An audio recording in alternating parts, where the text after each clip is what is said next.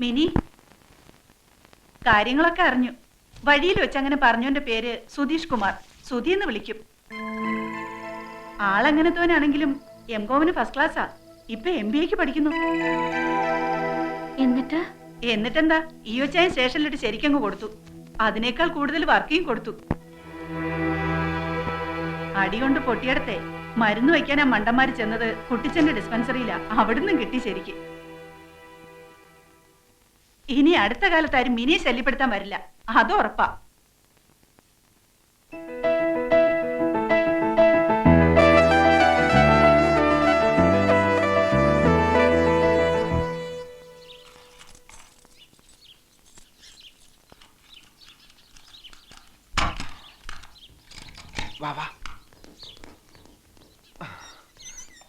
ഇനി ഒരു അറേഞ്ച്മെന്റ് ഉണ്ടാകുന്നത് വരെ ഇവിടെയാണ് നിന്റെ താമസം. കൂടി വന്ന 2 days. എവിടെ? ലോഡ്ജ് ഉടമയും ജീവനക്കാരും ഒന്നും അറിയാതെ സൂക്ഷിച്ചോളണം. ഒന്ന് പിടിച്ചേ.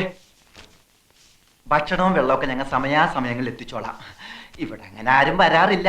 അഥവാ വന്നാൽ തന്നെ ദേ ഇതിന്റെ അടിയിൽ ഒളിച്ചോളണം. ഇതിന്റെ അടിയിൽ ഒളിച്ചോളണം എന്ന് പറഞ്ഞത് കേട്ടാ? ഞങ്ങൾ പോക്കോട്ടെ, വാ. അച്ഛനെ അധികം സങ്കടപ്പെടുത്തുകയും ചെയ്യരുത്. രാധു, എടാ സൂക്ഷിച്ചോണേ. എന്ത്? ചുമ്മാ പേടിപ്പിക്കാതെ പോടാ. വരട്ടടാ.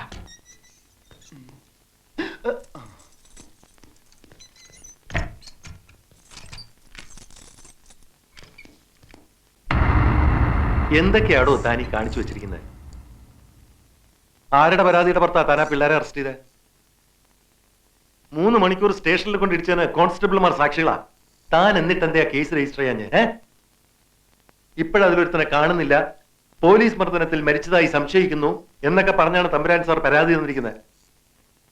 വലിയ പിടിപാടൊക്കെ ഉള്ള ഒരു കുഴപ്പക്കാരനാ അദ്ദേഹം.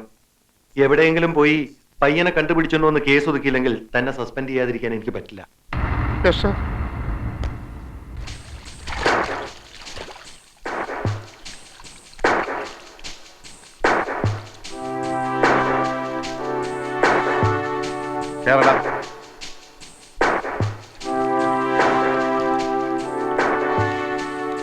എവിടെയാണോ നിന്റെ കൂട്ടുകാരൻ രാധാമാധവൻ? എനിക്കറിയില്ല. എന്റെ അടുത്ത് വേലയും പറയണൊന്നും വേണ്ട, നിനക്കറിയില്ലല്ലേ? ഇല്ല. നിന്നെ കൊണ്ട് പറയിപ്പിക്കണോ? എടാ, ഒരു രാത്രി മുഴുവൻ തലകീഴായി കെട്ടിത്തൂക്കിട്ടാ നീ താനെ പറയും. അതെന്നെ കൊണ്ട് ചെയ്യിച്ച് അടങ്ങുമല്ലേ? പറയടാ, അവനെവിടെ? തലകീഴായി കെട്ടിയിട്ട് നോക്ക്, പറയുമെന്നറിയാലോ. എടാ വേണ്ട, വഷളാക്കണ്ട. അന്ന് ഞങ്ങളെ തല്ലിയ കൂട്ടത്തിൽ സാറിന്റെ തല്ല് രാധുവിന്റെ തലക്കേറ്റു. രക്തം കട്ടിപിടിച്ച് അവൻ കുഴഞ്ഞു വീണു.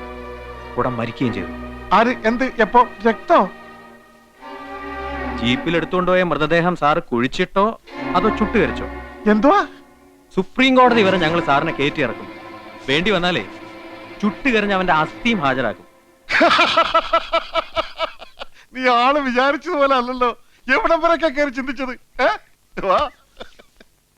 കൊള്ളത് തുറന്നു പറയാമല്ലോ. നമ്മളിങ്ങനെ വഴക്കിട്ട് നടന്നിട്ട് ആർക്കും ഒരു പ്രയോജനമില്ല. മറിച്ച് നമ്മൾ സുഹൃത്തുക്കളായിരുന്നാൽ എന്നെ കൊണ്ട് തനിക്ക് ഒരുപാട് പ്രയോജനങ്ങളൊക്കെ ഉണ്ട്. ഞാൻ ചുമ്മാ പറയില്ല. എന്താ, ഫ്രണ്ട്സ് ആയിക്കൂടെ? സാറിന് ഇഷ്ടമാണെങ്കിൽ ഞാൻ റെഡി. ഓക്കെ, അപ്പൊ നമ്മൾ ഫ്രണ്ട്സ്. നമുക്കൊന്ന് ചുറ്റാനൊക്കെ പോണം. ഹണ്ടിങ് ഇഷ്ടമാണോ? ഹണ്ടിങ് അതിനൊക്കെ പോയാലോ ജോളിയാകാൻ പറ്റൂ. അതിനു മുമ്പ് എനിക്ക് ആ രാധുവിനെ ASP മുമ്പിലൊന്ന് ഹാജരാക്കണേ. അല്ലെങ്കിൽ കുഴപ്പ. അപ്പൊ ആ പ്രശ്നം ആദ്യം തീർക്കാം. സാറ് വിഷമിക്കൊന്നും വേണ്ട, അവൻ ചത്തിട്ടൊന്നുമില്ല. അത് പിന്നെ എനിക്കറിയത്തില്ലേ. തൽക്കാലം ഞാൻ അവനെ ഒരിടത്ത് ഒളിപ്പിച്ചു വെച്ചിരിക്കുക. എവിടെ? അതെവിടെ? അത് എവിടെയാണെന്ന് സാറിന്റെ അപ്പാപ്പൻ വന്ന് ചോദിച്ചാ ഞാൻ പറയില്ല. പിന്നെയല്ലേ സാറ്.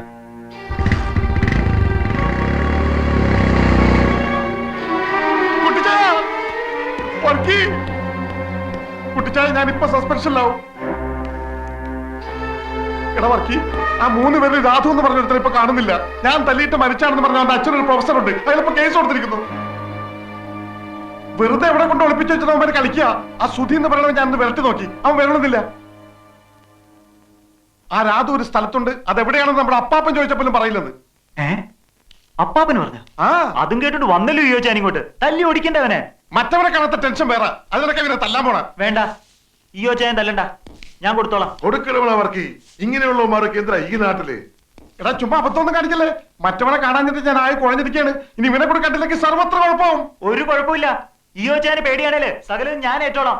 ഇപ്പൊ അവൻ അപ്പാപ്പന് പറഞ്ഞിരിക്കുന്നു. അവനെ ജോലി പോവണ അങ്ങ് പോട്ടേന്ന്. കുട്ടിച്ചായ ഒന്ന് പറ. നിക്കണ വർക്കി, അവന്മാർ അവനെ പുറത്തു കൊണ്ടുവരുമെന്ന് നോക്കാം. പുറത്തു കൊണ്ടുവരാതെ ഇയോയുടെ ജോലിക്ക് എന്തെങ്കിലും പറ്റിയാൽ നീ അവരുടെ കയ്യും കാലും തല്ലിയൊടിക്കാനൊന്നും നിൽക്കണ്ട. അങ്ങ് തട്ടേര്. ബാക്കി കാര്യം ഞാൻ ഏറ്റടാ.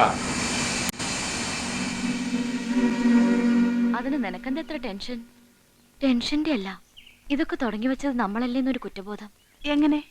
നമ്മളല്ലേ പോയി അടുത്തിരുന്ന് വർത്താനം പറയാനൊക്കെ പറഞ്ഞത്? അവര് തെറ്റൊന്നും ചെയ്തില്ലല്ലോ. ആഹാ, പെട്ടെന്ന് കയറി ഇങ്ങ് സ്നേഹിക്കുന്ന പെണ്ണാണെന്നൊക്കെ പറഞ്ഞതോ? ശരിയാ, ഞാൻ എപ്പോഴും ആലോചിക്കും എന്താ അങ്ങനെ പറഞ്ഞെന്ന്. വട്ടായിരിക്കും. എന്താടെ പേര്? സുധീഷ്. വിളിക്കുന്ന സുധീന്ന്. MCOMന് ഫസ്റ്റ് ക്ലാസ്സാ. ഇപ്പൊ MBAക്ക് പഠിക്കുന്നു. കൊള്ളാലോ. എന്തു കൊള്ളാം? ഇയോച്ചായന്റെ കാര്യം ഓർക്കുമ്പോ സങ്കടം തോന്നുന്നു. ദേടി, ദേ വരുന്നു. ആര്? അയ്യോ, ദേ ഇങ്ങോട്ട് തന്നെ. വാ, നമുക്ക് പോവാം. എന്തിനാ? എനിക്ക് പേടിയാ. ഇനിയും വല്ലതും. നമുക്ക് പോവാം. വാ ശ്യാമേ.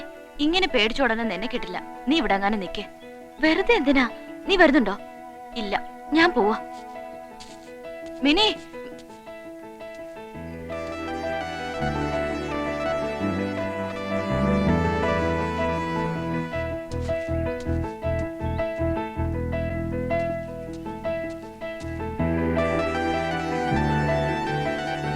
ഉപദ്രവിക്കാനും കൊല്ലാനും ഒന്നും വന്നതല്ല. ഒരു തെറ്റ് ചെയ്തു പോയി. അതിന് നേരിട്ട് വന്നൊന്ന് മാപ്പി ചോദിക്കണമെന്ന് കരുതി വന്നതാ. അതിനെന്തിനാ ഇങ്ങനെ പേടിച്ചോടുന്നേ? 2-3 ഇടത്ത് വെച്ച് കണ്ടിട്ടുണ്ട്, പരസ്പരം ശ്രദ്ധിച്ചിട്ടുണ്ട്. അത്രയല്ലേ ഉള്ളൂ മിനിക്ക് എന്നോടുള്ള പരിചയം. പക്ഷെ ഞാനൊരു1000 വട്ടം മിനിയെ അല്ലാതെ കണ്ടിട്ടുണ്ട് എൻ്റെ സ്വപ്നത്തിൽ. എന്നാൽ ഒരിക്കൽ പോലും മിനിയുടെ മുമ്പിൽ ഒരു ശല്യമായി വരരുത് എന്നെനിക്ക് നിർബന്ധമുണ്ടായിരുന്നു. പെട്ടെന്ന് അറിയാതെയാണെങ്കിലും അന്ന് ആ റെസ്റ്റോറൻറ്റിൽ മിനി എൻ്റെ അടുത്ത് വന്നിരുന്നപ്പോൾ അടുപ്പത്തിൽ വർത്താനം പറയാനൊക്കെ പറഞ്ഞപ്പോൾ ദൈവം എൻ്റെ കാര്യത്തിൽ എന്തൊക്കെയോ തീരുമാനിച്ചിരിക്കുന്നതൊക്കെ ഞാനങ്ങ് കയറി ഭ്രമിച്ചു പോയി. അതാ പെട്ടെന്ന് ഒരാൾ എൻ്റെ ആരാണെന്ന് ചോദിച്ചപ്പോൾ ഞാനങ്ങനെ പറഞ്ഞു പോയത്. പറഞ്ഞത് സത്യമായിരുന്നെങ്കിലും പറയരുതായിരുന്നെന്ന് പിന്നീട് തോന്നി. അതിന് മനസ്സ് മുഴുവൻ തുറന്ന് ഞാൻ മാപ്പ് ചോദിക്കുക. മാപ്പ്. നന്നേ. കൂട്ടുകാരനെ എവിടാ കൊണ്ട് ഒളിപ്പിച്ചു വെച്ചിരിക്കുന്നേ? എന്തിനാ ഇങ്ങനെയൊക്കെ? എങ്ങനെയൊക്കെ? ഇനി ഇങ്ങനൊന്നും വേണ്ട. അന്ന് അടുത്ത് വന്നിരുന്നതിനും വർത്താനം പറഞ്ഞതിനും ഞാനും മാപ്പ് ചോദിക്കുക. വാശിയും വൈരാഗ്യമൊക്കെ കളഞ്ഞ് കൂട്ടുകാരനെ പുറത്തു കൊണ്ടുവന്നേര്. എന്നിട്ട് എല്ലാം മറന്നേര്. എല്ലാം. ഞാൻ ചെയ്ത തെറ്റിന് നിരപരാധികളായ എൻ്റെ കൂട്ടുകാർക്കും കിട്ടിയ ഒരുപാട് ശിക്ഷ.